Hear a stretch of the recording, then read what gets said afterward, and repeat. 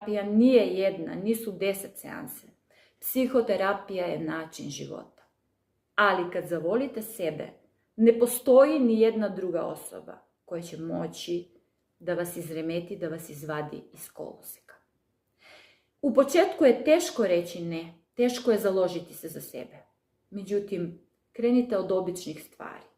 Krenite od menjanja načina svoga razmišljanja. Uzmite, zapišite na list kakva osoba želite biti i strogo se držite tih pravila i principa. Nema odstupanja, ali nema ni rigidnosti. Mora da postoji onaj balans. Opet kažem, emotivno postavljanje granica osobama sa kojima smo emotivno vezani je veoma teško, ali moraju znati dokle mogu da idu, jer svako testira vaše granice.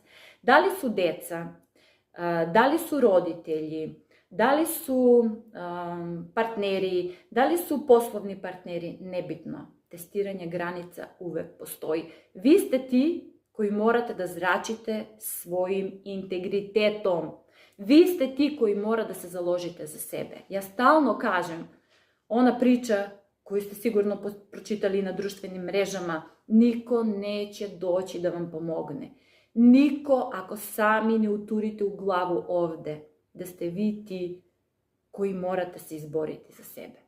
Ne postoji životna situacija, ne postoji osoba koja može da vas poremeti. Postoji samo vaš način razmišljanja, vaša dresura mozga, vaš rad na sebi.